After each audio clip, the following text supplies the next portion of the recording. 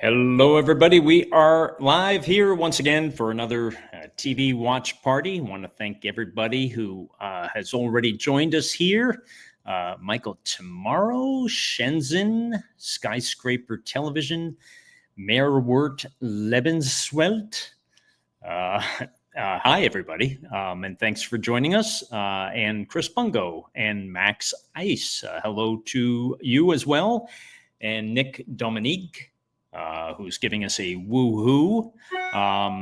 Amanda Lust. Hello, Amanda Lust. And hi to everybody for joining us here tonight. We are going to be looking at more classic public access TV shows from the 80s and 90s. And hopefully you've caught up on the previous TV watch parties that we've done and have gotten a little taste of what public access TV was like in the 80s and 90s. And we're going to do some more. So I thought we'd get started tonight with a guy named Tony Pignataro.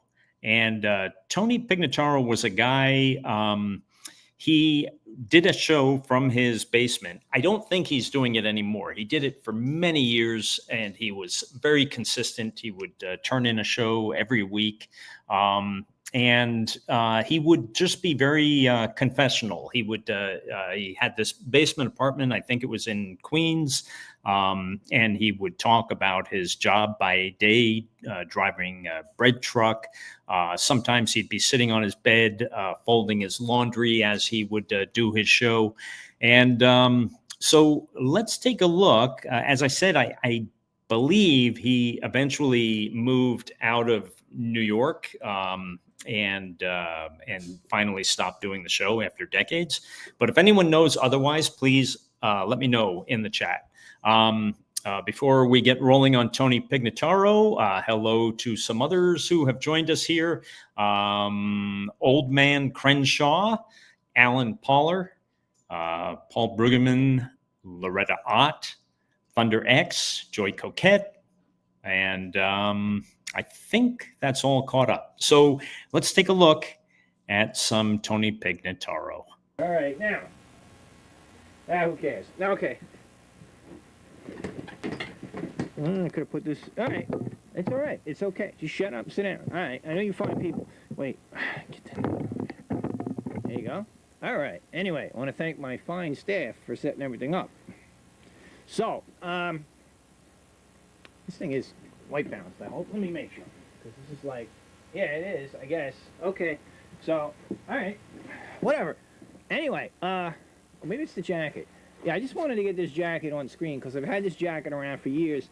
And when I used to go out to the discos, like, hey, disco. So, and it's like getting kind of, so I just wanted to take a look at it one more time on the screen. And now I can get rid of this because maybe that's the problem with what's going on with, yeah, look at that difference. Okay. Yeah, it looks like a lot better. Yeah, sure. Get out of here. So, okay. There you go. Okay.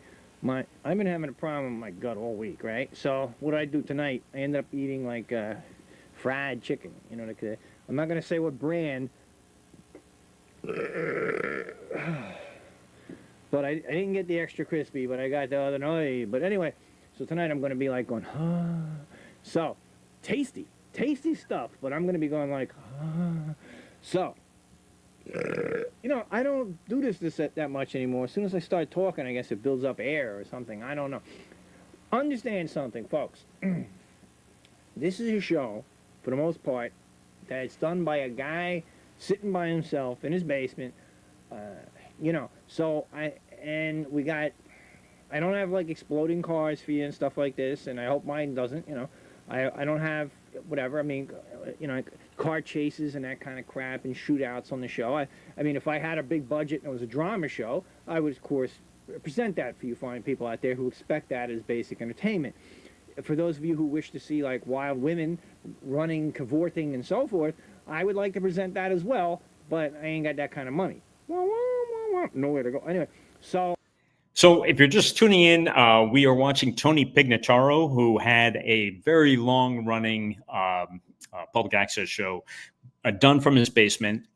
Tony always reminded me a little bit of the lead character in the movie King of Comedy. The idea that he was, shooting this in his basement. He did have some stand-up comedy aspirations. I remember seeing a public access show where he and a couple of other guys took turns at the mic doing stand-up. So anyway, this is who we were watching. Tony Pignataro had a very long-running show that he did from his basement. We just heard some of his digestion problems that he was having. He was belching. I do remember one episode where he spent the whole time talking about how he had just had a kidney stone that he felt he had gotten because he had been drinking too much powdered iced tea, which he read somewhere could cause kidney stones. Very confessional TV, very ahead of its time, very, very YouTube in a way. By the way, I want to thank Nick Dominique for participating in the super chat. Nick, maybe you've been here before and have heard the announcements that we ask if you can and are willing and able to participate in the super chat to please do so, because we are in the process of digitizing all this stuff. All this stuff is existing on VHS tapes, and it's involved digitizing all of it. So anyway, let's go back and see some more Tony Pignataro. So what do I got? I got basically right now me sitting here. Okay. So the other problem is this. Now, as you know, people are so used to today. It's not just MTV, whatever, but everybody's just like, everything's cut and shot, and the cameras all over the place, and they're shooting at you, lights in your eyes and everything. And, now, assuming you people are on speed, and that's what you want, and that's what you're used to, well, then you turn to this, and you got a camera that I really can't move the camera around because they don't move it, and everything. So, although I had a theory on that one time, and I'm going to still look into this. I'm going to attach a stick there so I can hold the camera, and then I can at least go, hey, I'm over here, I'm over there. Whatever that will be worth to you fine people, I don't know. So, the microphone I'm using, as I pointed out on another occasion, is like a real cheap microphone, okay? I had a better one, and something went wrong with it. So until I have a chance to get another one and hook it up and play with it, it's like, so this is like, but I think it might be doing a job, I don't know. Whatever. There was like basically no budget on this show except for the fact that I got this camera and stuff years and years and years ago, like 16 years or something like this. The stuff's like an antique, okay? And whatever. So if anybody's thinking of stealing the stuff, forget it. You're not gonna. It's more aggravation. It's worth. Go get yourself a camcorder. But whatever. So it's just. And like I'm just getting back into doing this, so it's kind of hard to make a big investment on more equipment until I get the feeling like, hey, I'm really doing this, So, and everything else. When all your cards and letters start pouring in, I'll say, wow, this is worthwhile. So anyway, that's why I just called the show Deranged Rambling from the Basement, because, if I called it a comedy show, all right, now I'm hoping you're going to laugh a little bit watching the show. I'm going to try to sneak in some zingers in you once in a while, some humorous concepts. But if I call it a comedy show, you'd show up, you'd be sitting here like going, okay, go ahead, make me laugh. Make me laugh. Go ahead, make me laugh. You are not making me laugh. Why are you not making me laugh? I need people like that. So, excuse me. Yeah, now I need all this to come up, really, I was sitting here fine for a while. As soon as I started with the show, problem. So, where were we? Oh, yes. So these are concepts of what we're going on. I did explain a little bit. Actually, I did a show before this one, but it was even sloppier, okay? So I decided that and I spent too much time explaining things that I'm now explaining anyway. One of the reasons this show is on so late, possibly because I barely could get a splot. You gotta watch for those splots. A spot. But also because it says, should you put a disclaimer or whatever, a warning thing, to say like, am I going to be using bad language or show a lot of naked women and graphic operations and so forth? Well, I sure as heck hope we don't show any graphic operations on the show. I'm going to be trying to do the show without using too many of the words that are like, the basic kind of, oh man, the TMJ is coming back. I'm going to be trying to do it without using the F word and stuff like that too much. All right, and I will from time to time. For those of you who... Anyone joining us late? There are a couple of people joining us late, I see in chat, and just saying, hey, get us up to speed. What are we watching here? This is Tony Pignataro. Tony Pignataro had a very long-running public access show where he would turn in a show like this every week from his basement. What did you miss so far? Well, we saw in the beginning he was belching quite a bit because he had some fried chicken that disagreed with him.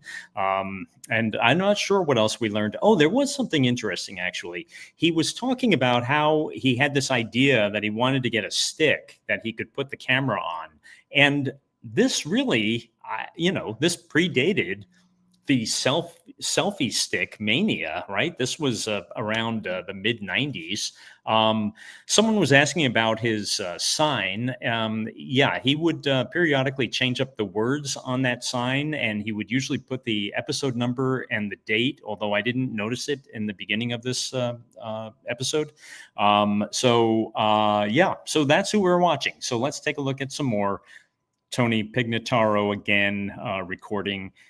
He was a bread truck delivery guy by day, and by night he would be in his basement in Queens doing these half-hour confessionals. Get your jollies off by hearing a guy say those words that you hear 1,000 times a day on the street, or that you hear in, but what's going to happen is occasionally I will say so, but I'm going to try not to be using those words too much, okay? One of the reasons was, in the early days of shooting these shows, my parents would say, oh, show us some of your shows. So now I'm showing them this stuff. And I had, that in the early days, I had like a lot of different comics on. So everybody was doing really gross material. And my parents are sitting there watching this stuff. And, it was like, my sister's sitting there going like, what, are you out of your mind letting them watch this? You know what I'm saying? So my girlfriend at the time is making jokes about oral sex. It was an awkward thing, So, and I know that a lot of the big time, you rent the movie today, you go to see the movie or whatever, and they're using the F word all over the place, and it's just like, it's okay, but like my aunts, like if they rent the tape, they get upset because there's all these words they don't like in there, and it's kind of like they should have two versions. They should have a version for people who like it, and a version for people who say, no, I just want to see a show, So anyway, but I'm going to try not to be doing it too much. And when I do use the F word or call somebody certain names, it's because I'm trying to get an impact thing going here, okay? And one of the reasons I'm not using the words too often is because I want to save the word to get that impact, okay? Because the words are just too much used today. All right, now, okay, so we got that straight. As far as having wild women on the show, if I had the resources, all right, like basically vast amounts of money, I would have an enormous amount of luck. I would have like a bevy, a cavalcade of lovely ladies and so forth on the show. And for those of you who say, well, why not have some handsome men? Hey, okay? Anyway, so, yeah. So like I'm gonna, I need something. I'm here. That's it. So, well, it's not necessarily that I'm God's gift to anybody. It's just the fact that why am I going to some effort to make all these other guys look good? You know what I'm saying? It's let them get a show. Let them spend their whole their life savings at one point to set up a show, for God's sakes. And then it's like they just want to come on for free. They say, hey, I want to come on. Ha, look at me, I'm good looking. Hey, make me a star. And they go, it's good. You put nothing into this, and you're going to be on the show. I don't know what it is.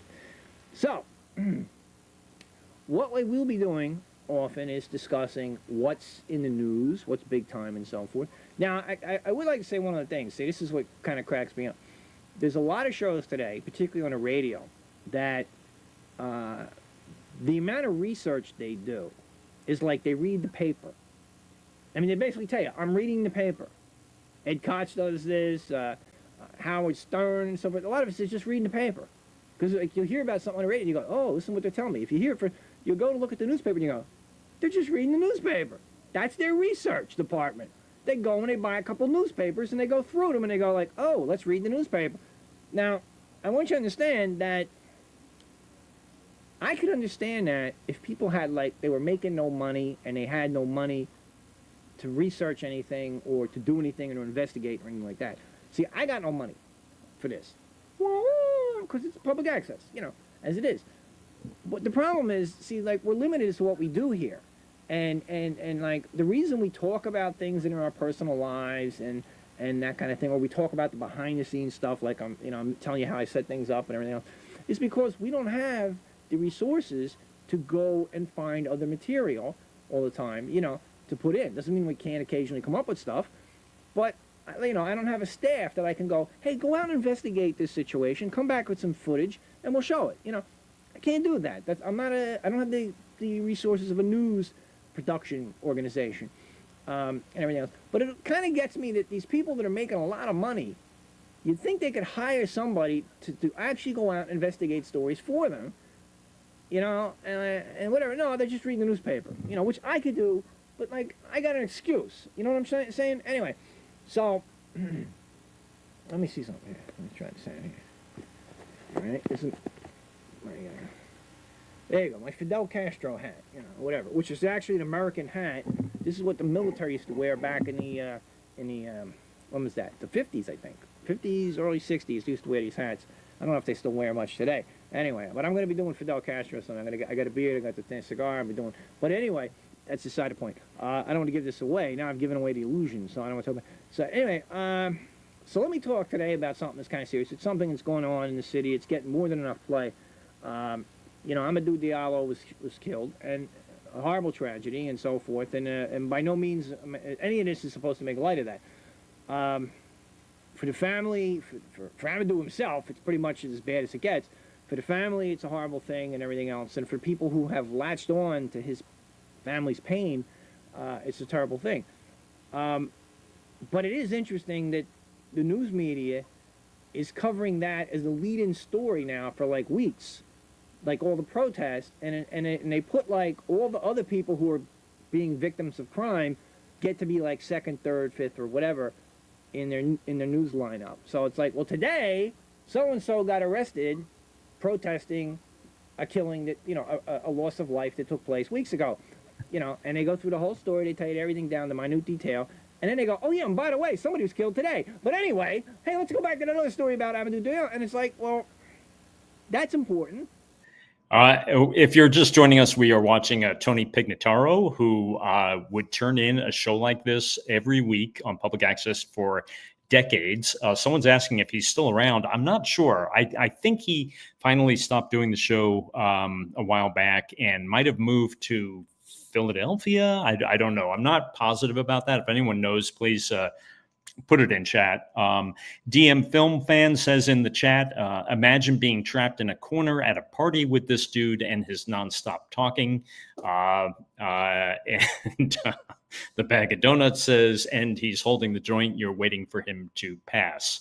By the way, thank you, Jayadev Yoga, for contributing to the super chat. And Jayadev points out, the more we watch, the less we know about him. Yeah, it does seem to ramble quite a bit. Well, let's go back and watch some more Tony Pignataro. But unfortunately, the man has already been lost to us. And of course, there's an investigation going on, and it has to go through its proper pace, you see? Because if you don't, what you got now is a rush to judgment. When you got people running around screaming, arrest these guys, put them in jail, convict them, hang them, and everything else, that's a rush to judgment, okay? That's basically people who don't know enough about what happened, but they know what happened. They know everything what happened. And you go, well, what do you know? Well, I don't know, but I know. Okay. And everything. Now, if you recall the O.J. Simpson trial, the concept for his defense people was that the police department and the DA's office and everybody did a rush to judgment, which was they kind of looked at the situation. To them, it looked real obvious that O.J. did it. And so they got all the evidence based on the premise that O.J. did it. That was their thinking. And they did not investigate other possibilities to their fullest capability because they were just so convinced that O.J. did it. And then they went and told the public and everything else, and the public eventually got so convinced that O.J. did it that it was kind of like, well, yeah, everybody believes O.J. did it, but that's because you really didn't give any other possibilities a chance. And so that and the fact that, and they did a brilliant job of tearing apart a lot of the evidence, particularly Barry Scheck. Johnny Cochran took a number of things and took those apart as well. Then Johnny Cochran kind of made it like, personally, I thought they made the case to get him off. you know, based on that they took all this mountain of evidence, and each thing they put a shadow of doubt on. Because, quite frankly, the way that case was put together was so sloppy, all right? It was like so not the way it's supposed to be done that every piece of evidence just about was contaminated. And even though probably all the evidence was real, and probably all the evidence did point to OJ, but you can't, like, pick up sneakers and throw them in your trunk and leave them there overnight. You can't walk around with a blood vial in your pocket and go to lunch first and then take it over to the place. This is stuff you don't do, all right? There's reasons for how things are done, and it's so that when you go to court, nobody can question how you did it. But they just screwed up everything. And between Barry Schecht and Johnny Cochran in particular, and the other guys, they did a great job of putting a shadow down on all that stuff. And then in the end, Johnny Cochran just kind of got like, he went up to the jury and kind of said, like, listen, I'll tell you what, let's just piss off the white people and let this guy go. And then when they let him go, everybody tended to assume that, well, it wasn't because of the very detailed, you know, shadowing of doubt, so to speak, that they put on all the evidence. It was just Johnny Cochran said, hey, let's just this guy go and piss off white people. That's why so many people are upset with O.J. Simpson not having been found guilty. They did O.J. the favor of getting him off, but they made him look guilty in the process with that last minute, you know, Johnny Cochran's bid to become the next great civil rights leader, rather than saying, being loyal to his client and saying the most important thing here is I make this guy look innocent. Instead, he basically said, like, oh, come on, you all know he's guilty, but let him off. It'll aggravate white people. So anyway, but the premise was, and to this day, you know, a lot of people distrust OJ for that reason. And it would have been better to just go, look what we did to the evidence. The evidence is all, like, weak now. Let him go. You know, but anyway, that's not stuff. The point I'm trying to make, though, is the premise was rush to judgment. Instead of fairly investigating everything all the way that it should have been and doing it right, the premise was, well, O.J. did it, let's blame him. It's very similar to when you got people running around holding up signs saying, arrest the cops until the investigation goes all the way through. Now, as of today, supposedly the grand jury is finally wrapping up, and they're leaking information, once again, which is, of course, very, very well done. They're leaking information that they're going to indict the cops. Now, the cops, in this case, did not testify because their lawyers were anticipating what would happen if they went to trial. They assumed they were going to go to trial because of the political pressure. And because of that, they did not testify. But by not testifying, I have to admit, they gave the grand jury no choice but to indict them without a real explanation of what happened that might make everybody say, like, well, it's a horrible tragedy, it was an amazing screw-up, unbelievably, I'm going to use one of the words now, fucked up, you know, whatever, but yeah, you guys weren't out to kill anybody and whatever, and you were trying to do the right thing, you just got, like, really sloppy about it, and look what happened. And it's a tough thing, because how do you deal with that? So it's not as simple as blaming the guys. That's an area where a lot of people don't want to go, because how do you just say, like, oh, well, you accidentally killed the guy, it's okay. It's not an easy thing to do. It's not an easy thing to accept. You know, like, well, yeah, okay, no foul, no harm, no foul. Well, you know, the guy's dead, so it's kind of hard to go like, well, nothing happened here. The problem... If you're just tuning in, we are watching Tony Pignataro, who had a show for many years on public access TV. He was very prolific. He would turn in a show like this every week, which wasn't always the case with a lot of public access producers. He was really dedicated to this. And he would just talk about whatever was on his mind, as you're seeing. I want to thank in the super chat, Lisa1111. For saying thanks for the fun. Lisa, thank you for participating in the super chat, and thank you for participating in this live stream. It's interesting that he kind of predated this whole news channel explosion, you know, where he is just pontificating on the news, but adding his own little twist where he is changing hats throughout all. You don't see that too often on CNN or Fox or some of the alternatives today. Let's go back and look at some more Tony Pignataro. The problem is that police, and there's many other professions, doctors, airplane pilots, train engineers, and that kind of thing, bus drivers, everybody's driving a big vehicle for that matter. You make a little mistake, and it can have enormous consequences. Whereas most of us are lucky. We're in professions where you can make a certain amount of mistakes and it's not a problem because you can catch them and straighten it out and everything will be all right. But you know, like if you're getting your sandwich done at a deli counter and you say like, give me mustard, and the guy puts mayonnaise on it, well, okay, I'll be honest with you, that would be a problem for me because I only like mayonnaise on tuna fish. But I mean, let me think. Mustard on, if you said, you know, give me cheese on a sandwich, and they put like American instead of Swiss, or they put Swiss instead of American, you can go like, well, that's not what I ordered, but all right, you can eat it, you know. The guy behind the counter made a mistake. You know, if you go to a fast food place and they forget to give you the French fries, well, that's aggravating. But, you know, where you ordered the big one, they give you the small one. Now, again, that's frustrating, but it's like, all right, who cares? The problem is in the police profession, now there's a lot of mistakes police can make that aren't that crucial. You know, they could write a ticket the wrong way, and you could go like, wait, you made the ticket wrong. Okay, the court goes, okay, had it thrown out, fine. Had that happen.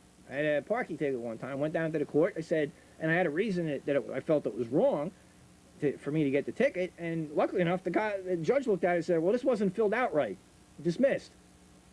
And I'm like an idiot, I'm still trying to explain to him why I shouldn't have got the ticket, and everybody's yelling, get out of here, get out of here, you know, and I went, what? And they're saying the cop didn't fill it out. The cop made a mistake, you know, but that worked out because I personally feel that I shouldn't have got the ticket, and worked out. Cop mistake, no harm, no foul, you know, no big deal. Except that I spent all my time going down to the court, had to stand around, feel like a moron, you know, and everything else. But when these guys are running around with the guns and they're looking for somebody, and they're uptight, big mistakes can happen. Now, what has to be properly investigated, and since the police officers did not testify, unfortunately, the grand jury is not now a full investigation. They have to make sure that there were no other reasons why these guys might have wanted to kill the guy. Was there something going on nobody knows about? You see, you have to eliminate that possibility. Was there any motive for them to want to hurt this guy? You know, that was like beyond simply, we're trying to catch this guy because he might be. They were looking for supposedly, and again, see, this bothered me as well. It was like a number of days passed before they showed you a picture of the guy they were supposedly looking for in the first place. Well, that wasn't important. There's a guy out there with a gun who's evidently robbing and raping women up in the Bronx, okay? All right, no description. It turns out this guy, yeah, I know, happened to be the same ethnic background, basically, as Amadou Diallo, but they didn't really tell what kind of women he was, what ethnic group of the women that he was, this guy was, what's the word, victimizing. But that got like shrugged over right away. Oh, well, we don't want to know about the guy that actually started this whole thing. Like in these situations, you know, when these things take place, it's like at the moment somebody makes a mistake, all of a sudden all the emphasis goes on that guy, and they forget about the guy who intentionally was out committing a crime that created the whole problem. A few years ago, there was a situation on the subway trains where I think some kids had a shotgun, and it was something about they dropped the shotgun and went off, and two police officers who were both, one guy was off duty, the other guy was working undercover, and they mistook each other for perpetrators in the confusion and shot at each other. And it was like all this emphasis on the guy that shot the black cop, and everybody forgot about, well, what were these kids doing with shotguns on a subway train? You know, like, oh, that's okay, that was fine. We're only mad at the cop who got confused and shot the other guy. Wow, that was a bad thing. But not, you know, we forget about the people who are actually out trying to commit a crime. Actually out intending to hurt someone. Not a person who gets caught up in this mess, but, you know, so like the same thing I'm worried about this guy that's supposedly, if he's real, if he really exists, are there real victims involved? If there's a guy running around the Bronx actually victimizing women, using a gun, and he's still out there, probably laughing his ass off at what happened, that's not good. If everybody forgot that he's out there, you see, that's where the attention should be.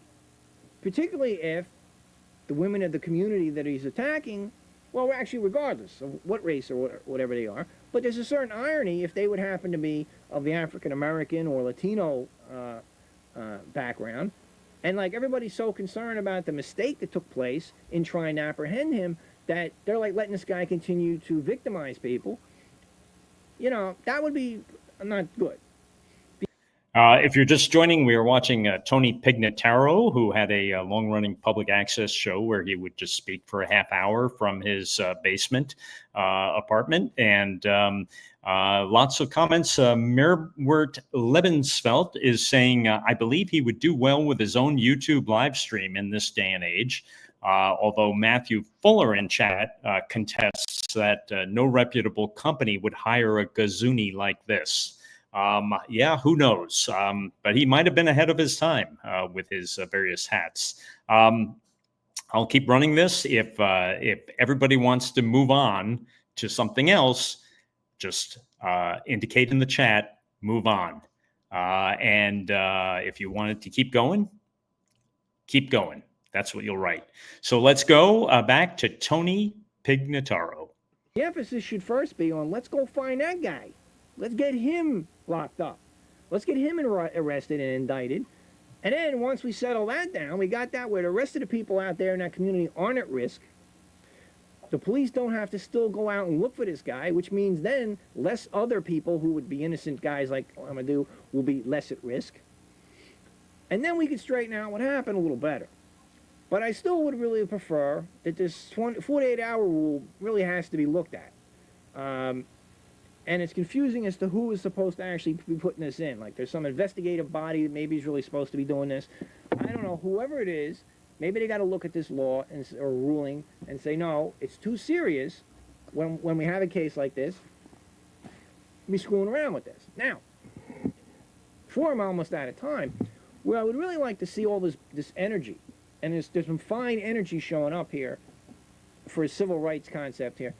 Where did all this talent could be better used than standing around blocking up one police plaza every day and tying up a bunch of police officers who could be out, you know, trying to do their job and everything? Is what they should do is, we've tried this in our community where we've had combined patrols with the police department.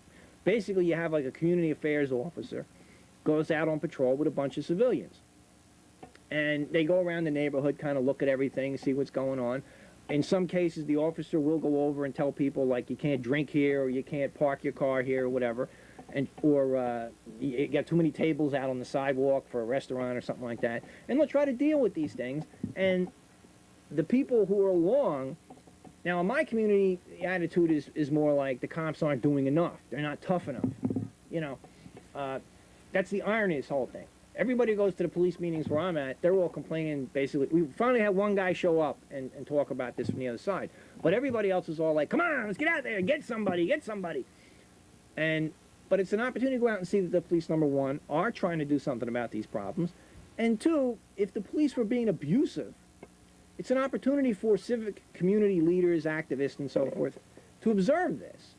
And in the process of building up a rapport with the police officers, they're better able to say, officer, look, you know, the way you're going about this is kind of like insulting the people, or it's kind of putting the people at risk. And, you know, could we modify what you're doing here? And we could work this out. In the meantime, people in the community who have legitimate, gripes or grievances would come forward. If Al Sharpton were walking around a neighborhood with a police officer, probably at his level he'd have a police captain or something, the precinct commander with him, and people come up to say hello to Al, and they said, well, let me tell you a story what happened to me. Well, now the police commander's right there, and he can hear it, see, and understand what that problem is. And if it's something that commander can go back and address immediately, they can do so. Or if it's something they have to now collect enough information and deal with it over time, new training, new methods, or whatever, then it's more possible. This would be the most positive way to take that energy, where it's becoming national, almost international, people coming to get arrested. Yay, I'm getting arrested, which is only making a farce of the whole thing. Take that energy and use it back in the communities where you can go around and bridge the gap between the police and the people. Because again, the criminals are still out there. They're still victimizing the people. And all we're going to accomplish is make it that the cops cannot go and get the people that, shall we say, more quietly victimize the people of those communities on a daily basis.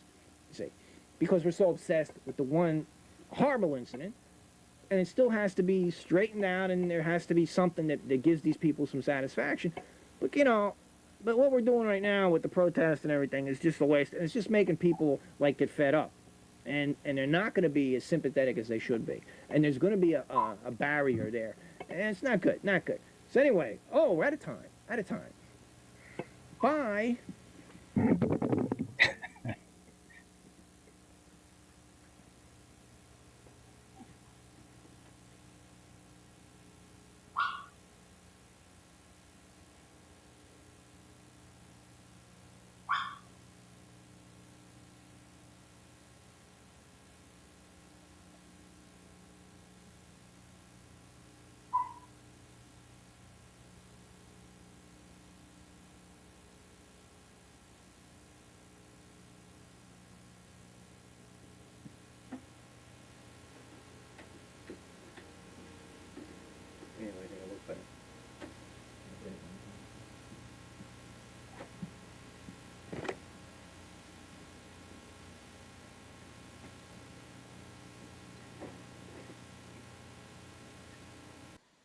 And there you have it, the Tony Pignataro Show. You know, I put it out to the group. Do you want to keep watching? And you overwhelmingly said you wanted to keep watching Tony Pignataro. This is a very interesting group that comes in here and watches these public access shows. Your tolerance level is really high.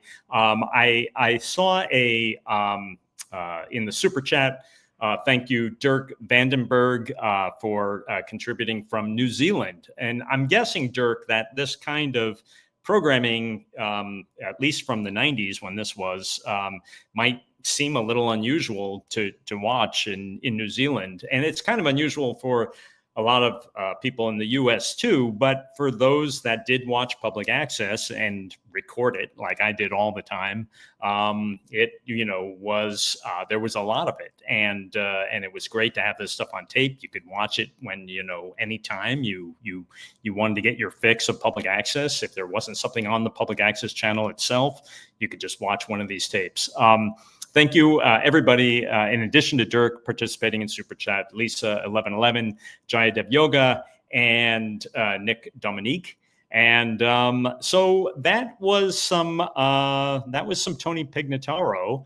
And I think now maybe I've got some more comedy coming up. Tony was considered himself a little bit of a comedian as well as a social commenter. Stephen Croninger, hello, Stephen, is saying that he remembers that Tony Pignataro would often suggest that he belonged on Letterman. Okay, so that's adding some insight. Stephen, if you know anything else, I know you're a big, longtime public access fan. If you know anything else about any of these people, including Tony and what became of him, let us know. Chris Bungo Studios, thank you for participating in the Super Chat, saying it's been a few weeks since I last contributed to this effort. Much appreciated. Takes me back to when I lived in Manhattan in those days. Well, Chris, thank you. And I'm glad that you're getting to take a walk down memory lane watching some of these public access shows. You won't know this show unless you eventually move to LA. We're going to be looking at a public access show now from Los Angeles. And her name was Francine Dancer. And I don't know how many of you might be familiar with her. Someone mentioned in the chat a couple of weeks ago, are we ever going to see any Francine Dancer? I hope you're in here tonight. And whether you are or not, I'm sure all of you are going to enjoy a little bit of Francine Dancer. So let's take a look.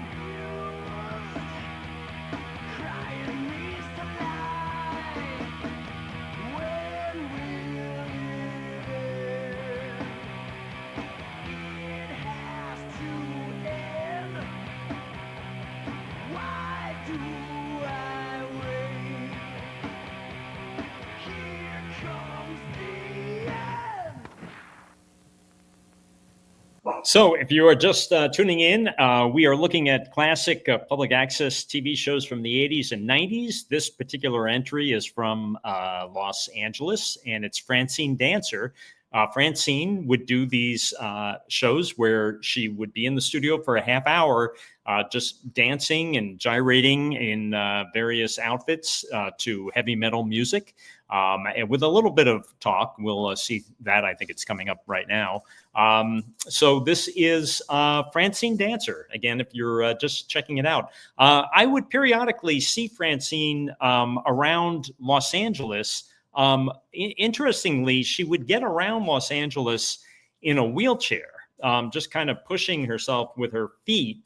And she would, from what I understand, she would take the wheelchair even to this studio and then put the wheelchair aside and then do her dancing. So, but I would have sightings of her in Hollywood, often in Beverly Hills. It's kind of like seeing Angeline in her pink car, seeing Francine Dancer.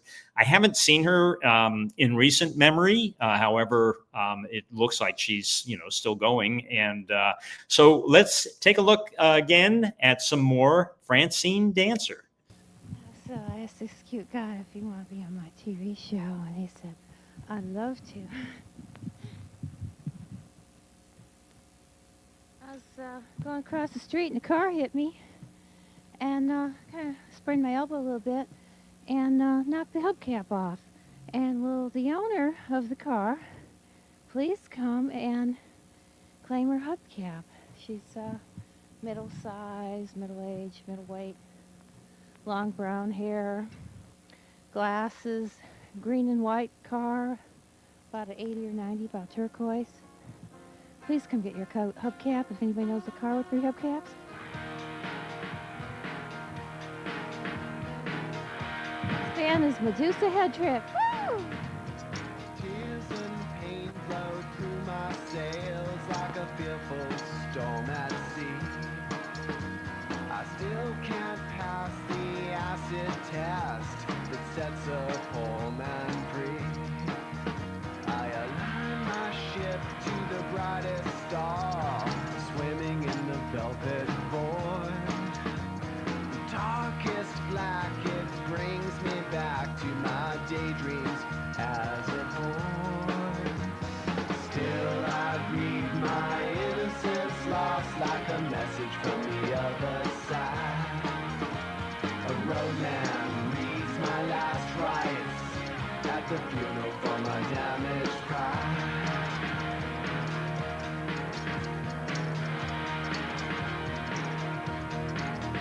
Our love is full of politics, my darling, it's so clear. Cheating, deceiving, lack of believing are the characteristics here. I heard you're at some bar with another boy, acting like some space-age minotaur. I bought you this pair of knee pads. I think you know what they're for. Still I grieve my innocence lost like a message from the other side. A roadman reads my last rites at the funeral for my damaged pride.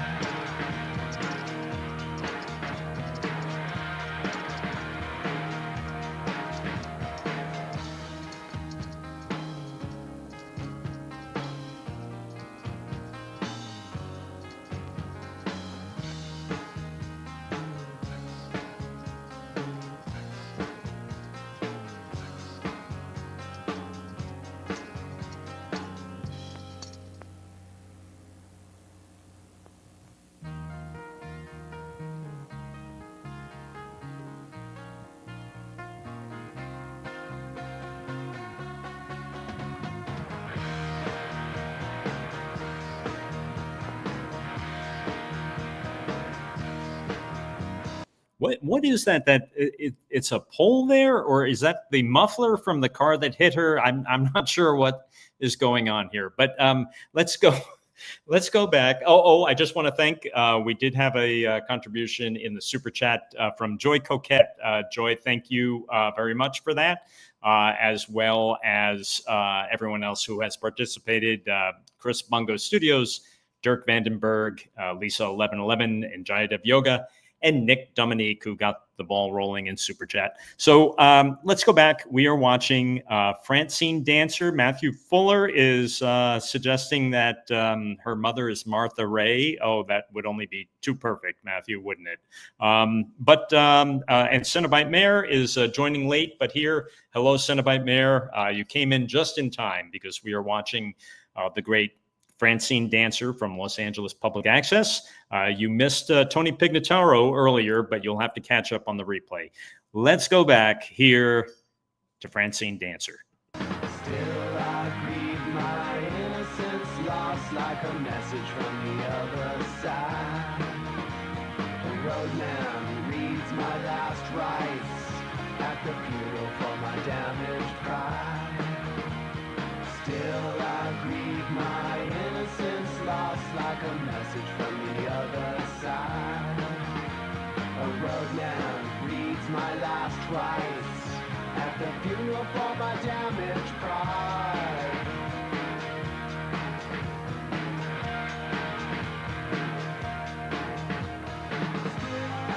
And it's a slow sensation.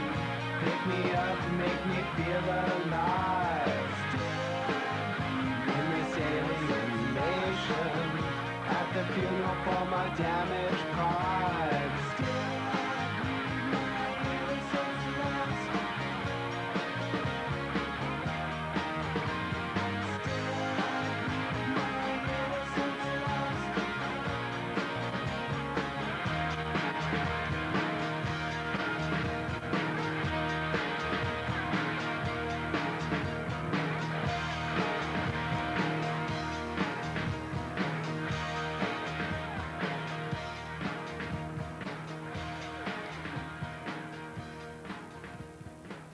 This skirt is so short I had to wear a bikini under it to make it longer. Yeah, this is Medusa Head Trip. Play surfer music. I think these guys are really cool.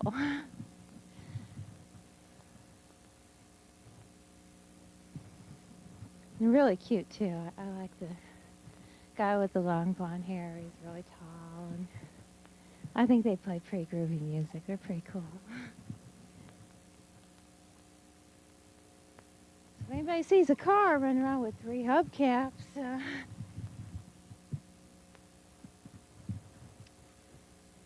please have the owner come and claim it.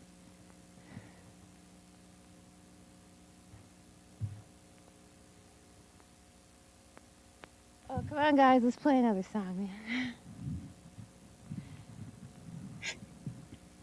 Yeah, this is my 15th variety show you're watching, and thank you for watching it. Today's guests were Astoria and Medusa Head Trip and Mystery Man.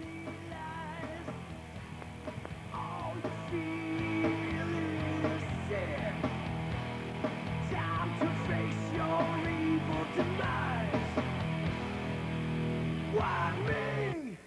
Not you! Why me? And not you!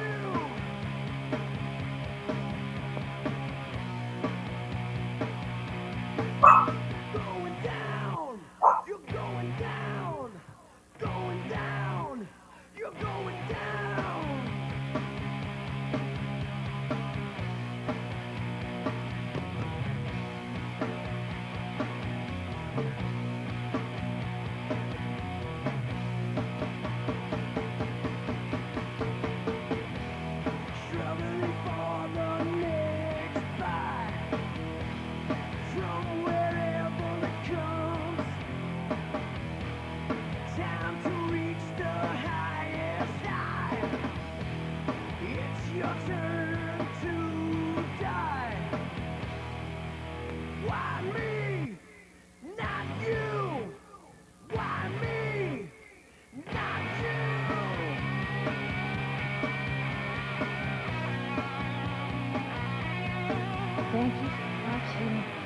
Francine Dancer's 15th variety show.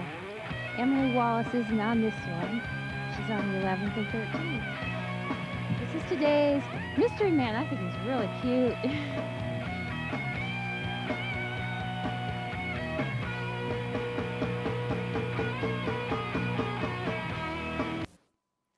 The first chapter. So it's said that the audio was by a guy named Mark Loopy, Loopy. I wonder if that is a pseudonym that Mark was using. Maybe his name wasn't even Mark. So anyway, that was Francine Dancer, one of the greats from Los Angeles Public Access. Let's see, who else? We saw Tony Pignataro. And I think now it's time to see some somewhat familiar faces because these gentlemen were guests on Beyond Vaudeville, on an early Beyond Vaudeville episode. So if you've really done your homework and you've watched your early Beyond Vaudevilles, you will recognize this comedy team. They briefly had their own public access show back in the early 80s. And they went by the name of Book and Martino, Raymond T. Book III and Vito Martino. They were a kind of a Martin and Lewis type comedy team. And their show was called Totally Hilarious. That's H-A, hilarious, hilarious. And Matthew Fuller is saying in the chat, let's shake on it. Yes, that was their signature line. They would periodically during their routine look at one another and say, let's shake on it. And then they would both shake instead of shaking hands. You see, it was like a little twist on what you might expect. Matthew is also pointing out that Sammy Petrillo taught Book Martino. That's correct. The funny man in this comedy pair is he studied under Sammy Petrillo. Sammy Petrillo, of course, who was the star of Bela Lugosi Meets a Brooklyn Gorilla and was a Jerry Lewis type, for lack of a better explanation. So let's take a look at Totally Hilarious with Book and Martino. And I think we're starting off with Book doing his, well, let's take a look. Celebrity, I don't want to be recognized, but you would. I believe this is his Henry Kissinger impression. And again, this is pretty early public access. This is from the early 80s, most likely, early to mid 80s. Here we go. Understand that, would you? No, I'm sorry. I'm not a celebrity. I just sit here in this chair and do what comes naturally. Whatever that is. All right, Mr. Kissinger, you're ready to play You Bet Your Life. I thought we would play You Bet Your Wife. Well, no, I've had too many of those already, so if I keep playing around with my wife, I'll lose my life. It's better than playing with yourself. Well, that's what we're doing right now. Okay, Mr. Kissinger, I'm going to ask you a couple of questions to see if you qualify to play the game. Now, number one, are you married? Sometimes. Sometimes? You mean only on Wednesdays? Only on Sundays and holidays. Well, it's a good thing this is Monday. Okay. The rate we're going, I don't know if we're going to reach the end of the week. Okay, all right, now number two, do you have any children? I have 18 children. 18 children? I'm just kidding. I only have 16. Oh, well, no wonder why you're wearing those dark glasses. Okay, and here's our last question. Why were you shamed in public? Why was I shamed in public? Because I was picking my nose on the subway and I was recognized and people thought I was a cheapo for taking the subway when I was trying to get the President of the United States to cut back on all expenses. Well, actually... By the way, if you're just tuning in, we are watching Book and Martino in their show Totally Hilarious. Note the blanket that looks like one of them took from a bed back at Mom's place. We're watching You Bet Your Life, it seems, a parody of You Bet Your Life with Vito Martino as Groucho Marx and then Raymond T. Book as Henry Kissinger. Let's go back. Good enough reason for me. I guess you're entitled to play You Bet Your Life. Okay. Now, well, wait a minute. We just played the game. Why don't you get out of here? You're a boring guest. Why don't you wear these glasses? I think they look better than those stupid things you have on. Please leave before I burn you with my cigar. I'm running out of ad libs for this particular contestant. Why don't you walk and let me introduce the next guest? Well, that was our first guest, Mr. Henry Kissinger. It's good to see he's still around. Is it? Well, I just thought I'd say something nice. Why don't I say something? Okay. Why don't we start saying something funny here? All right, my next contestant is Mr. Truman Capote. Wait a minute, I don't know if I can call him Mr. Well, here he is, Capote. Oh, hello there. It's so great to be on your show this afternoon.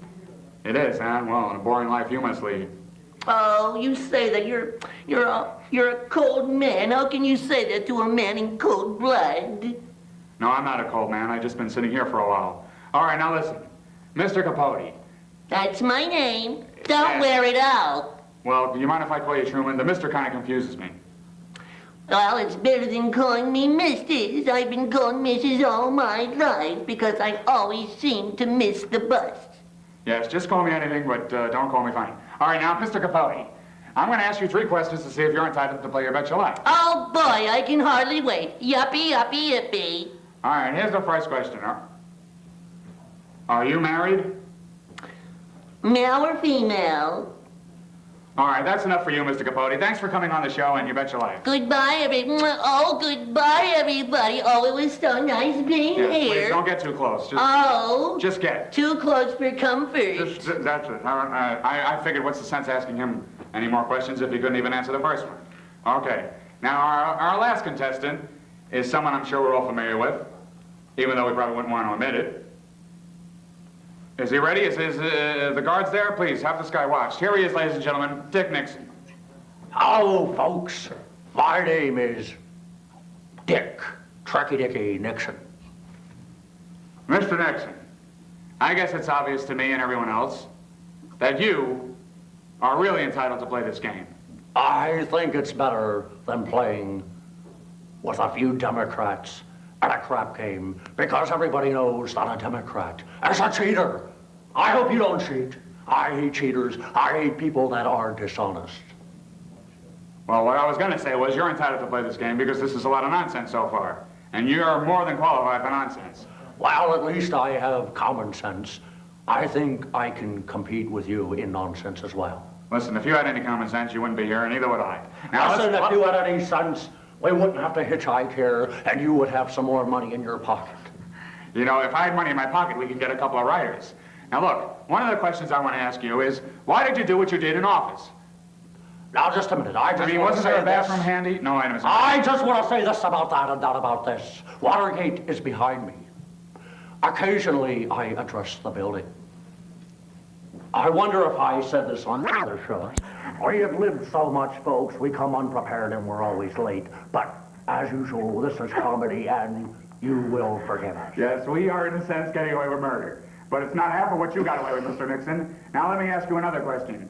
Here you are, you were entrusted with the highest honor in the United States of America. You were the people... Listen, Yabby Bamboo, I was in the highest honor of the land. Yes. I thought maybe That's we the could word I was make this looking as for. high as possible. And you were entrusted... You were actually the President of the United States, and you let the people down. Do you have anything to say about that? Well, my fellow Americans, don't believe everything you hear and only believe half of what you see. That's right. Ladies and gentlemen, don't believe this skit or this show. And with that, I like to say good night, and remember, you bet your life. Screw you, Groucho. Screw this whole routine. Where else are you going to see comedy like this? We're watching Totally Hilarious with the comedy team of Book and Martino. And Vito Martino, much like Dean Martin, was also a singer. So we're now going to see one of his moments where he's singing, like if you're watching an old Martin and Lewis movie, or actually any movies from the 40s and 30s, they would always break off and one of the guys would start singing a serious song. And here we are with Vito Martino doing a little musical interlude. And if you're just joining us, I want to thank everyone who has participated so far in the Super Chat. Nick Dominique, Jayadev Yoga, Lisa 1111, Dirk Vandenberg, Chris Bungo Studios, and Joy Coquette. Much appreciated in participating in the Super Chat so that we can digitize more of this gold. Here we go with Vito Martino in one of his musical numbers.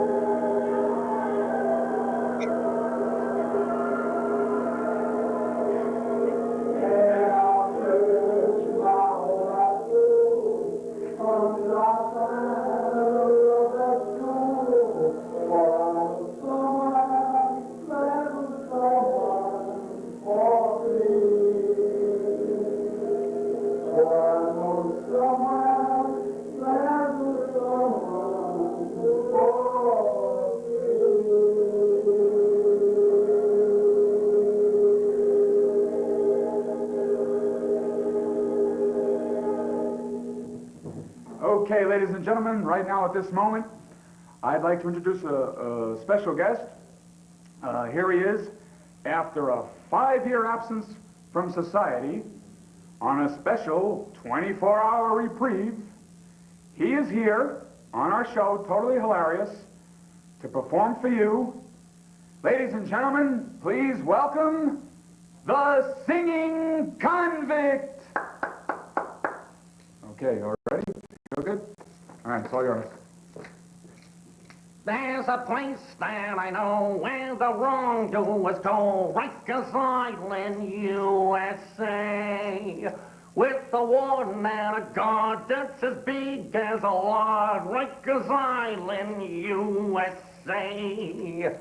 Now I'm not complaining. It's 3 square meals a day, and you're inside when it's raining. There's really nothing like life at Rikers Island, USA. When I hear about a break, then I say, for goodness sakes, do not lie when questioned too. If the warden thinks you're lying, it's 3 nights in solitary confinement. There's really nothing like life at Rikers Island, USA. Rikers Island, USA.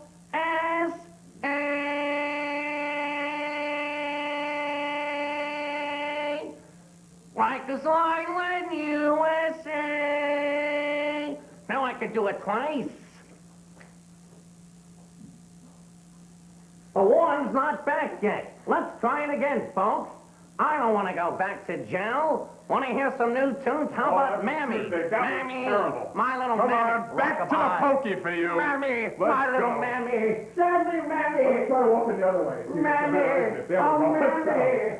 Here we go. Now, come on, you gotta come back this way I with want me. £1,000,000 for one of your jail foes. Oh, Mammy. How many minutes we got left, guys? We're watching Book and Martino. It's hard to say how much of their work was improvised and how much was scripted. I do have a script that they had given me at one time for a screenplay that they had written. So I know they did do some writing of their work. They also put out a pretty rare LP, which I wish I had within reach, and I'd share that with you right now.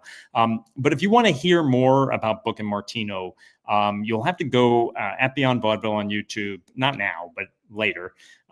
There was a Stephen Kroninger, who's in this chat with me, joined me in going over a live show we did with Adam Batman West as the host of this live show, a live Beyond Vaudeville show. And Book and Martino were in that show, and they were also in a live show that we did with Al Lewis. And some people are mentioning it in the chat, and we go into some detail about Book and Martino and about what happened the night that they did a live show and made the mistake of doing a Dracula routine from their album. Not realizing, none of us realizing really, that Suzanne Muldowney that same night was doing a serious dance tribute to Vlad the Impaler. So she did threaten to skewer Raymond Book after their performance. So anyway, you can you can find out more detail about that if you look up the Rich Brown rewind that I did with Stephen from the live Beyond Vaudeville show with Adam West, and we talk a lot about Book and Martino and Sammy Petrillo, and you can find out much more about that whole background. So let's go back and watch some more of Book and Martino's Totally Hilarious. Come on, say it over time. Don't be afraid. Don't be shy. We're on. We do what we do. You couldn't get our voice on it. How many more? 4 more minutes. 4 minutes. 4 minutes. Well, listen, I think the show came out pretty good. We might as well get back over here and say goodnight to the folks. I mean, they tolerated us, so Good night, at least we can do Which is, camera? This at camera? least we can do is admit our guilt. I don't want to be seen here. No. Hey, we had fun. Listen, it was nice. And Wait, well, speak for yourself. Look, your ad-libbing was a little bit too much tonight. You usually always blame me because you're tougher than me. I got to put up with so much, people. You should see it home. Don't blame the poor straight man. You know, these comedians aren't as nice as they appear to be. You know, they're the ones that are. Listen, by the way, I want to ask you now, seriously. Yeah. Okay, the show, I think, went pretty fine. We weren't prepared. We had nothing to do, but we kind of went through it. But Fred, now, do you think Fred did a good job? That camera over there. Oh, Fred. This camera over here? All right, where are we on now? Here, we're on here. Fred's a good guy, but he's lived in New York City all his life. He's had rough moments as a kid, but he's out here. And he's taking it out on us on cameras, that is. Speaking of being from the city, what city are you from, Vito? Why, I'm from the fastest city in the world, the one we just mentioned, New York City. New York City? That's right. What's so fast about New York City? It's very fast. Do you believe that on my way here to the studio... Yeah. Yeah, I saw a gang of workmen laying a foundation for a 7-story building. Wow, That's right. And what's so fast about that? Wait a minute, now that was this morning, like 9 o'clock. Then on lunchtime at 12 o'clock this afternoon, that building was up and completed. Now that's fast. Wow, that's nothing. I come from the fastest city in the world. We'll make this a fast joke because the guy's telling us we only got 2 minutes. You come from, well, where's that? Pittsburgh. Pittsburgh? Well, what's so fast about Pittsburgh? Listen, one day on my way to my Cub Scout meeting, I saw a group of construction workers building a 10-story building. A 10-story building? That's right. And on my way back from that meeting that same afternoon... Wait a minute, don't tell me that building was up and completed. Up and completed? Why, they were kicking people out for not paying the rent. All right, listen, all right. Now, listen, I told you not to tell that joke. You told me to tell that joke. So he pushes me around. off an Abbott and Costello album. All right, now look. You're not supposed to say that. All right, now listen. I was going to ask you, now the show, I think... Laugh. Yeah, I think it went smoothly in spite of Fred. No, Fred, you did a good job with... Listen, would you rather have Fred or Michael Branch instead? Look, it doesn't matter. They're both good. They know what they're doing. They know their job. And I think Fred, is for a young guy, I think this is his first show. At least he's not in an outfit like this at Rikers I think he did a good job. So we ought to give him a hand. Fred, let's shake on it. Fred! No, you did fine, Fred. By the way, I just found out that Fred's not even, his ambition isn't even to be a director. Fred, what's your ambition? Open the door, Fred. Don't be so chicken-hearted. He wants to be part of a comedy team. Don't say anything. Okay. Listen, Mitch, we got to give credit to Mitch. This guy's a great cameraman. Hey, Mitch. Hey, are they telling us something? Come here, Mitch. Come here. Come here. Get this guy here. This guy's great. Get in the middle, Mitch. Come on, Mitch. It's all his fault, folks. It's all his fault. Blame him. Mitch, I didn't know you cared. I like what you're wearing. Oh. Hey, Mitch, next time you grab me there... We're not going to be the only ones making fools of ourselves. You guys are in on this, too. That's right, Mitch. Mitch, Hey, I'm going to leave you up here alone. What? Mitch, the snitch. It's really a son of a bitch. No, not really. Mitch, don't switch from camera to camera, because if you do that, then I gotta switch from hand to hand when people are looking. So long, folks. And remember, this show was totally hilarious.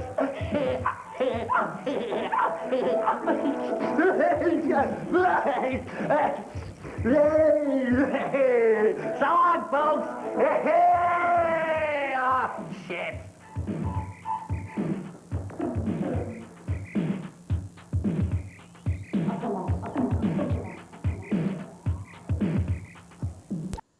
So that was, I see the date on that was actually 1988. I'm sorry. I think earlier I thought it was earlier in the 80s, but they were doing some shows earlier than 88. Yeah, that was Book and Martino. And you can see them in a Beyond Vaudeville episode, an early one that we did with Omer Travers, the gentleman who became famous in New York for scaling the side of the Dakota building and going into Yoko Ono's apartment. If you haven't seen that, that is on one of our early Beyond Vaudeville episodes. Just think of that. You've got Omer Travers and Book and Martino all in one show. Okay, a couple of weeks ago, I showed some Coco Colos that everyone seemed to enjoy, and I thought I'd show a little more Coco Colos. Coco had a very peculiar show, and well, if you missed it, now you can catch up and see a little of Coco Colos. Here we go. Would you like to see the tape from Chicago? Yes. Yeah? Right now? Yeah, we want to see it. Right now. All right. Sure. Okay. All right, let's see 3 minutes. What's going on? I want to check with you. Hello? What's going on? What's going on, Coco? Coco, baby, Coco. I'm like that. My wires is like... What's wrong? Getting tangled up. No! Are you hurt? Coco, are you hurt? What? Are you hurt? No, I'm not hurt. Why? You want to hurt me? Oh, no, I can only love you. Yeah? Who is this? This is Michael. Hi, Michael. How can you put that mic? I should have put Be careful. What? Be careful. Yeah. Don't bruise your neck. All right. Okay. We love you, Coco. All right. So what's happening in your life? We're lying in bed watching you. Yeah? Okay. So... We can't believe how fortunate we are to be talking with you. Okay. Do you have, nasty thoughts or lovely thoughts? Lovely and nasty thoughts. Happy thoughts? Okay. You're one big happy thought. Okay. All right. What are you doing? Hello. What are you doing right now? What are you doing right now? Pot. What? Do you smoke pot? No, I don't. Oh, you don't know what you're missing. What? You don't know what you're missing. But I look like I'm on drugs, Yeah, that's why I asked you. But I'm not doing anything, Oh, it looks like you smoke pot, Coco. I know, that's why I'm not doing it, because I look like I'm doing it, so I don't need to do it. I saw you on the Jerry Springer show the other day. You look like you were smoking pot before that as well. I'm a very good actress. You are? Yeah, You're a wonderful actress. Uh-huh. Yes, do you do porno movies? No. No? Do you want a job? I don't like, I don't like porno. Well, keep in touch with yourself. All right. Hello? Who's on? Hello? All right. 4747. To get them to get a clear view.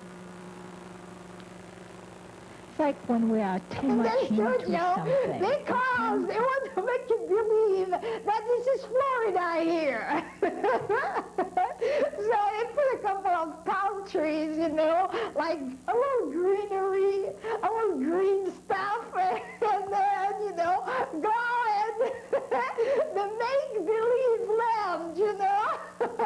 Mutual access, don't you know, that it's supposed to be Florida, you know? Florida. So let's make believe that we are in Florida.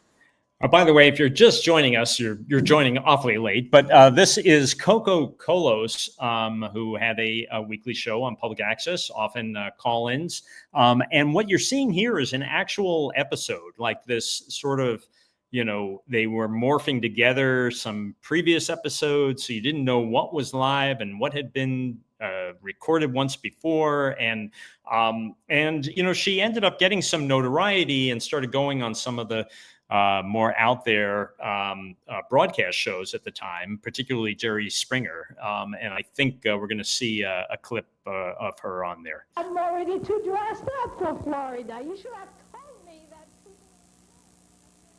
Mr. Ruffling. Hi, JJ. Hi, how are you? Listen, I'd like to know, what is your meaning of life? My meaning of life, you know, this is a philosophical question, you know. Some people have spent, you know, their whole lifetime going about answering a question like that. My meaning of life, all right, in a few words, it's to be true to myself. That sounds good. All right, I'm always true to myself. And, you know, from the moment I'm true to myself and being able to be myself, I'm happy. All right. And, that sounds great. What's yours? Well, the meaning of life to me is to be happy. You know, it's just being able to look at oneself in the mirror in the morning and not wanting to spit on your face. There you go. Sounds good to me. Because the most time that we spend is with ourselves. So if we don't like what we are looking at, I'm not talking about physical, you know, things. I know what you mean. I'm talking about, you know, the reflection. The inner thing. Yeah, the inner self, you know, our spirit, our soul, what we are about within. And, you know, I think what's important is, you know, to be proud of oneself. That sounds good all to right, me. and to do things in our life so that we can reach that pride that we have when we're looking at what we are.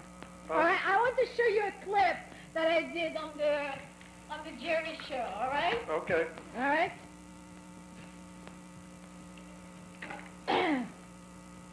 So, because, you know, it's not bad, you know, it's kind of good. All right? I think I saw it.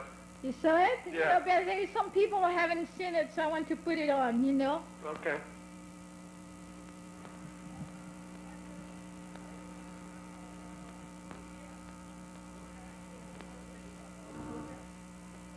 You could still win as most improved guest. But coming up next, Betty, our viewer, will make herself over into one of my most famous guests, none other than Coco. Stay with us.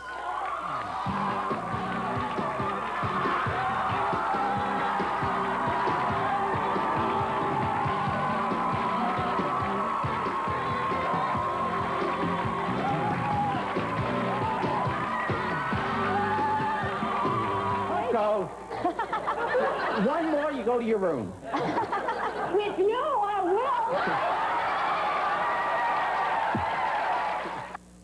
will. Secret admirers come face to face with their secret loves. I work with him. Did you know she had a crush on you?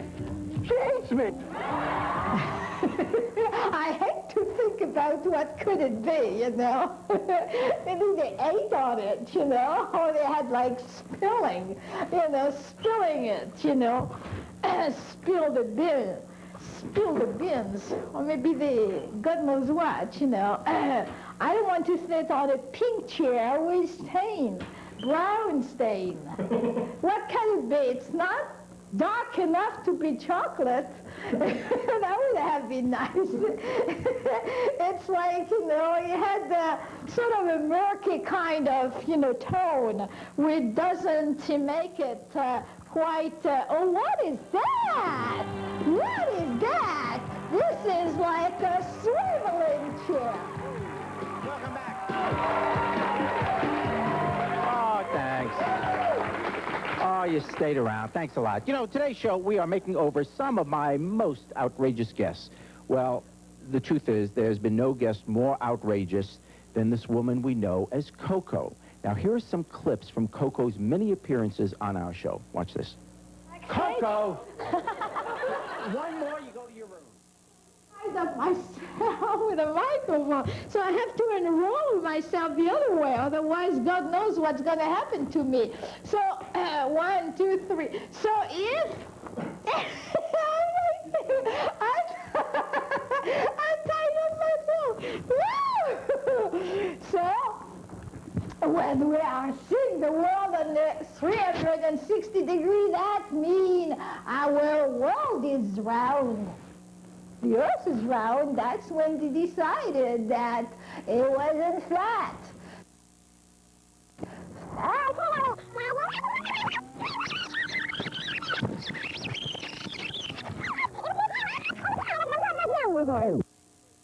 Otherwise, God knows what's going to happen to me. So 1, 2, 3. So again, everything you're seeing is the way the show actually aired. That whole like speeding backwards and all of this, you know, mixing that they did. This was all part of the show. People are asking in chat, like, what is the story with Coco Colos? I have to be honest with you. I would watch Coco Colos religiously every week, and I could never quite get a handle on what was going on with Coco Colos. What was the accent? You know, I believe it was a woman, but you know, she was dressing like a drag queen, and it just everything about it was so strange. And I'd love to know more about Coco Colos. I never did get to the bottom of what was going on here. And so if anyone in chat happens to know for real what was going on here, please pass it on. I think when Coco was on Jerry Springer, it definitely seemed more like, Coco was kind of going along with the game and turning it up a little bit and putting it on a little bit. Anyway, Jayadeb Yoga is saying she should do an act with Frank Pignataro, Tony Pignataro, Jayadeb, that we watched earlier. Yes. Let's see, what else do we have in the comments? Matthew Fuller says, I have no reference point for this woman, only pure confusion. Vox Clementis says, what nationality is Coco? Maybe Eastern European. Vox, your guess is as good as mine. It doesn't seem to be a very distinguishable accent, which makes the whole thing even more puzzling. By the way, I want to thank everyone who has participated in the Super Chat. Cenobite Mayor saying, Viva la VHS. Yes, thanks to VHS, all these shows have been preserved and slowly in the process of digitizing them for your pleasure. Joy Coquette, thank you in the Super Chat. Chris Bungo Studios, Dirk Vandenberg, Lisa 1111, Jayadeb Yoga, thank you, and Nick Dominique. So let's go back and watch a little more of Coco Colos.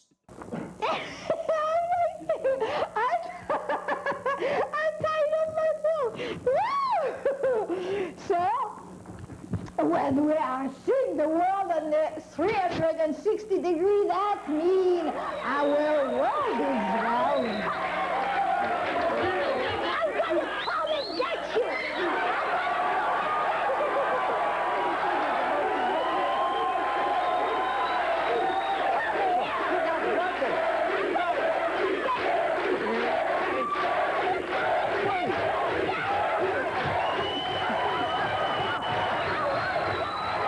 And here she is, Coco.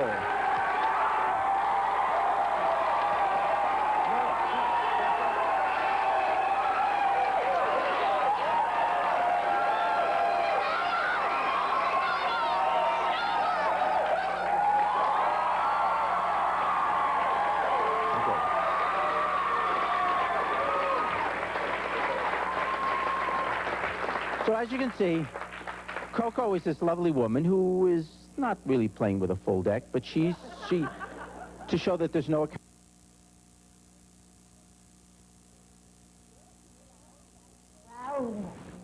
The Earth is round. That's when they decided that it wasn't flat. So if I'm swiveling on a 360-degree view panorama, I have a sense of the, finish my sentence, of the, ooh,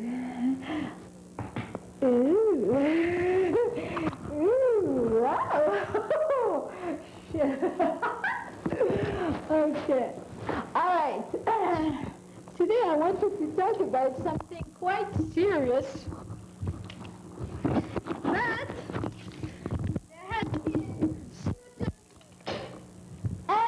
been certain imprévus, certain imponderable that somehow had happened and has kind of shifted my mind in another direction.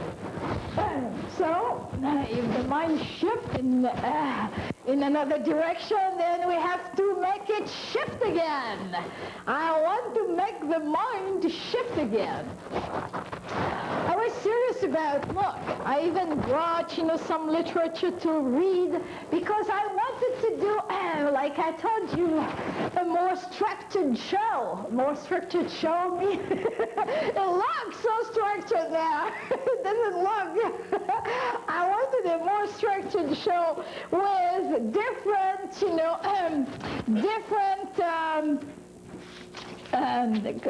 different things in it rather than just one mood, changing it from one to another. All right. I want to bring, something, one of my best fans, I promised that one day I'm going to put him on the air, all right? So I want to put him on the air. Okay, let's take a look to Ramon, all right? I want to give some, time to, how is it? All right, let's put Ramon on the air. I hope he's watching, If he's not, he has been my, one of my most faithful fans since July of 2 years, 1993 when we started the show, all right?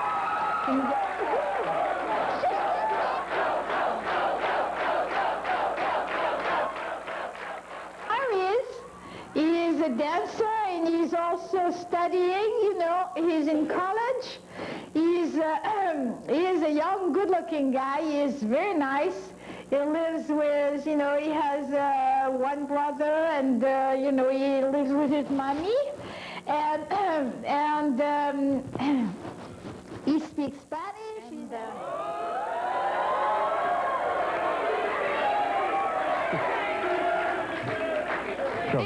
And also, because maybe you start being abnormal, too. So you're coming my way, too. I'm coming your way. Yes. Yes. Coco, how long? No, that's okay. You go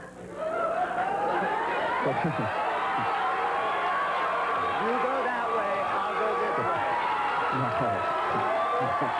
way. By the way, I see in chat Amanda Lust is saying RuPaul's Drag Race, eat your heart out. Interestingly, Amanda, RuPaul, the roots all go back to public access. RuPaul was on a public access show in Atlanta very early in Ru's career. And eventually, Randy and Paul, I think their names are, from World of Wonder, which, kind of built that whole RuPaul drag empire. They started their very first show. They started in this world of public access, and they did a show called New York Cable for UK TV that featured clips of public access shows, including Beyond Vaudeville. And that was their very first project. And then they, just continued to come up with these projects celebrating, club culture in New York. And anyway, that's a diversion, but just a little side that you mentioned that about thinking about RuPaul. So let's go back and watch a little more of Coco Colos. Coco, it's nice to have you here. It's nice to have you here. We could have got him if we wanted. Coco, why you people want to thinking know who you. tonight? What do you do for a living? How do you? What do you do? Come tonight to my hotel room. I'll tell you. Later on, we're going to bring out our audience volunteers and take a look at them as women. But coming up next, we're going to bring back all the outrageous guests and see them as they appear made over in their evening gowns. I just Don't want to go show away. you the picture. He's also, I mean, she is interested to have a date. It's another style, and he's an original. Look at him. He looked like that guy, the painter. He looked like Dali, but he's not Dali. His name is Selma, all right? Selma when he's dressed up, as a girl, and Smedley when he's as a boy. But he's interested to dress up, and his thing is that he wants to find a girl who likes not necessarily only one girl, who likes expensive restaurant, all right? That's his kick, to get a girl out in a very expensive restaurant because for some reason he gets off on, dining and wining and taking girls out, all right? So girls, if you are interested to just get treated by Selma, all right? Just, do the same thing and, and leave a message or send a note to Selma, care of the Coco Colos show, all right? And you get wining and dining and going out for free in a very expensive restaurant because that's what he likes, okay? All right, so also, I brought another one, this is like a letter from... Remember your little puppet. Walking, I say. And she said, I would like Coco to answer me personally if she can. Now, congratulations, your show is unique and I like it. Thank you, Flora. I see it on Friday. I'm going out with a man, all right, that is 10 years older than me. We have been going out for 2.5 years already. We have been having problem lately because we have been hanging he has been hanging with the wrong crowd and he has changed a bit. He still tells me that he loves me and that he is going not to break up with me unless I move to another country forever. Sometimes, all right, so this is the feeling that she has. Sometimes I have the impression that he is just used to me and that he appreciates that I had helped him a lot during his bad time. I'm confused, Coco, and if this helped me in something. He's a Cancer, I'm 22 years old and a Taurus. I will appreciate if you write to me as soon as possible and again. What I need to know is that if he loves me and if we are going to get married. All right, Flora, if you are watching, if some of you have, some answer for Flora, also I appreciate that somehow you contribute to having answer. All right, she seemed a little confused. The guy is like 10 years older than her, and it seemed to be going a little bit, off, the right way, with the wrong crowd, and, I think he is like looking for, some diversion and thing like that. I think the guy wants to have his cake and eat it. He wants to hang out with, his, the wrong crowd and, and whoever is there and still have her for the security. And I think love is not just security, So if you want that, stay with him, but then, you will have just... you will just be there because you are, convenient. The guy is having his ball and his excitement outside, and then he comes home and he has you there, so he has the best of both worlds. Either you tell him to just go take a hike, or, what I would suggest is that you go, and open, your area of pleasure and occupation. Either, find a hobby and find new friends so that somehow you won't be so hung up on him. And so you'll both be the same way, having your own friend, and then see each other if you feel like it, all right? But don't just be, the idiot waiting for him at home when he's having a ball with his pal, all right? Okay, that's my advice for sure. If, some of you would like to give her, an advice, you can still the same way write to the show, attention to her, and I will communicate to her. All right, so what we're going to do sometimes, is that I'll bring some mail and we'll do it. We'll read it. We want to have a column on, on people who are interested, to find, a date. We're going to have, another column, about people who are, who have a problem like that, in their relationship, in their life, and want, an advice.